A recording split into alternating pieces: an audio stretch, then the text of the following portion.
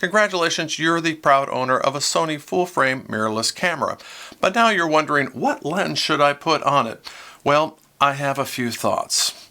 Oh, and at the end, I'm going to reveal the cheapest and the worst possible lens you can get for your Sony full-frame camera.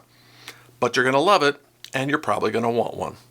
Hi, I'm Mark Arnett, and I'm a documentary filmmaker, so my first lens that I would recommend would be the 24-70 zoom lens. Now, you've got a lot of options here. Let's start at the top. The 24-70 G Master lens is about $2,300. It's incredibly expensive, but it is simply the best 24-70 you can get for a Sony full-frame mirrorless. There. I said it. It has really fast motors, it focuses really well, it's incredibly sharp, and it can focus about 3 inches away. That's pretty amazing, because the old version of this, which I also have and I'm shooting on right now, could only focus about, it took almost a foot. Yeah. This lens is also got a declickable aperture ring, which I happen to love. It's a feature I didn't even know that I wanted until I got it, and once I did, I couldn't live without it. If you're going to go for the best, this is the lens that you want to start with. Well, at least in my opinion. Now, you could save a few bucks and go with a Sigma brand, and they do make a great 24-70. Now, I'll explain a little later why I've chosen Sony for all of my lenses, but the Sigma, the Tamron, even the Samyang, these can be great options. You can also save a lot more money by going to this kit lens here. This was an extra $200 when I purchased the A7 IV, so I picked it up.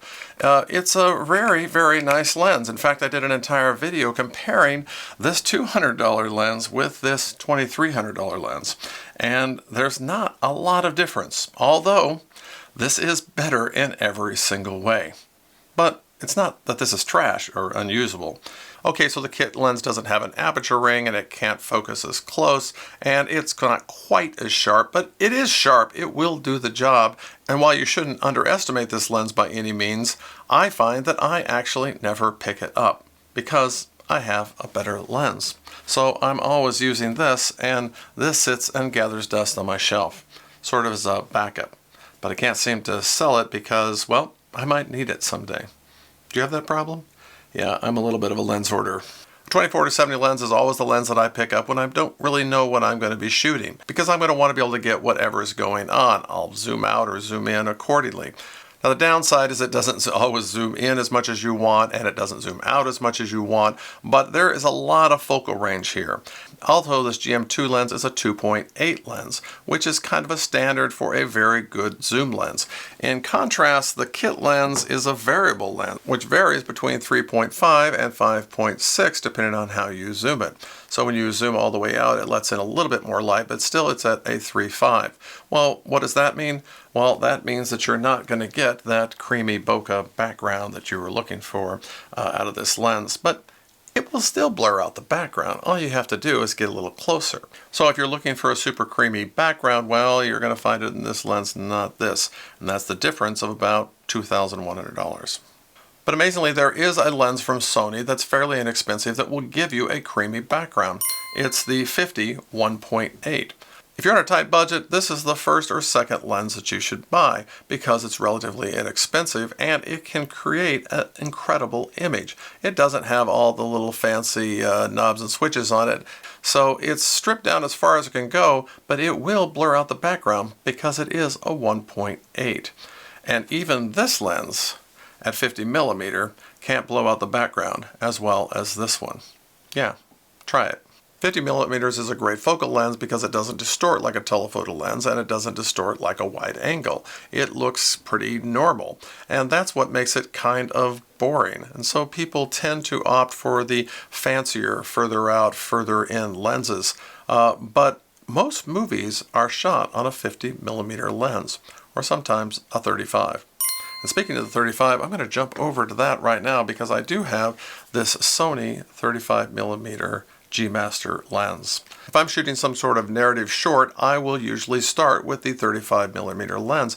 This is a fantastic lens because it has a declickable aperture ring. It also opens up to 1.4, a little more than this little 50. It's also sharper and focuses a lot closer. When you get closer, you could really blur out the background. If I were just doing narrative films, this would be the first lens that I would buy. And if I were on a tighter budget, I would shoot that narrative film on this 50mm lens.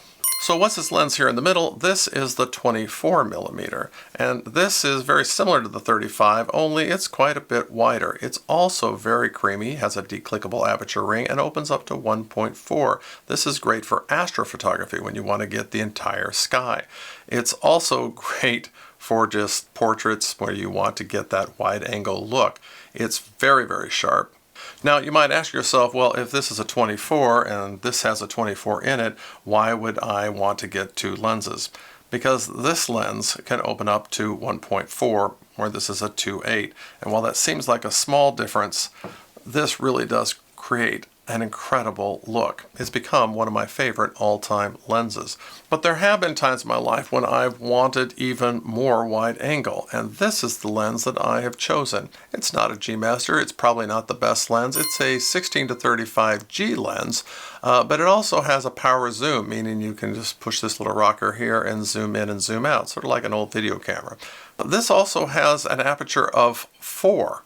Yeah, f4, so it doesn't let in nearly as much light as these other lenses, but it creates a very good image, and when you're super wide out, most of the time you're going to want to have everything in focus. So it can't give you the creamy look of the 24, but it can go a lot wider, and when I need to go a lot wider, I go here. Now, I could have spent even more money on a lens that would be more open at 16mm, but this has been enough for me. Plus, it's a nice little light lens, and I find myself reaching for this quite a bit. In fact, this lens, the 24 lens, and the 24-70 lens are kind of the lenses that I use all the time, except I've added one more into my bag, and that's this lens. It's the Sony 70-200 f4 G lens version 2. I did an entire video about why I love this lens so much, and basically it's incredibly sharp, can focus really, really close, and it's a macro lens, or at least a half macro. It can also take an extension tube that turns it into a full 1-to-1 macro, and that means you can get in really, really tight on things. And that really helps in product photography. It's replaced my 90mm Sony, which has been a great lens, but I don't need it anymore when I have this. This is a 1-to-1 macro, and I'm going to sell this and get that teleconverter, so this will be a 1-to-1 macro. And I'll have one less lens to worry about in my kit. I've really enjoyed using this lens, and I've used it a lot more than I thought. My niece recently got married, and I wasn't her wedding videographer, but I took a few pictures of my own. I used the wide-angle lens and the telephoto, and I got some pretty good shots I was pretty proud of. I also used the 24-70 during the wedding ceremony, but I really enjoyed getting the candids with this telephoto lens. It allowed me to stand further back and catch things that I probably wouldn't have been able to catch otherwise. Certainly, I wouldn't be able to get up in someone's face with this lens and get these kind of expressions. But you're going to need a lens like this, or something like it, to establish the scene, because if they're all close-ups, well, you don't really know where you are. So these are the lenses that I've come down to. If I'm going to shoot something where I can set it on a tripod and shoot it again and again, and I've got control of the lights and everything, I'm going to use these prime lenses. That's what I'm going to bring to the gig. And maybe someday I'll exchange this out for a more expensive 50mm. Sony makes a 50mm 1.2, for example. But if I'm going to do some documentary work, well, these are the lenses that I'm going to take out. The zoom lenses, including the ultra-wide, the standard, and then, of course, the telephoto. Now I can hear you saying, hey Mark, I don't have thousands of dollars to spend on a lens, but remember, I didn't have thousands of dollars to spend on these lenses either all at once. I started very slow. I started with this expensive lens. It was about $2,000 at the time for the first version of this, and it pretty much lived on my camera. The only other lens I got was the 50, and I would use that for my narrative work, and those two lenses alone kept me in business. I was able to take these, make money enough off of these two lenses to buy these over time. And if that's still too rich for you, remember the kit lens would be another alternative. To start with the kit lens, and then the 50, and then work your way up from these two lenses. And these are good enough that you can create great professional work from them. This is not a G Master lens, and my 16-35 is not a G Master lens, because that's an area that I don't feel like, for my purposes, I really need that. But if I were a wildlife photographer or a sports shooter, well, I'd go with the 2.8 version of this, and I would find a way to come up with the money to pay for it. But because I'm not, well, this is enough for me. Now, I'm not here to say that Sigma or Tamron make crappy lenses and the Sony is the best, but there are some reasons that I've stuck with Sony Lenses. I tried some other lenses. I had a Tamron, I had a Sigma, I had a Samyang. I've sold them all. The problem is things like focus breathing compensation in my A7 IV. Well, they only support the Sony lenses that are on their list. And so, well, you're going to have the focus breathing with those. They're not quite as fast. They don't quite hit the autofocus as well. But you know what? They're good enough. Certainly, they're good enough as the cheaper Sony lenses. The great thing about having quality glass is that it's going to last you much longer than your camera is going to. Now, you might think when you bought your camera that this thing was going to be the thing that you're going to use forever and you're never going to need another one, but you'd be lying to yourself. The lenses, however, well, those can last quite a long time. Now, I promised to reveal the surprise cheap lens to you that I have here in this bag, and it's the cheapest lens that I was able to find. It was $24, and the lens looks like this. It's actually just a body cap that they've screwed a hole in and added this cheap plastic lens. This is something I wouldn't recommend for studio work, narrative work, or documentary work, but as far as having fun, this is a lot of fun.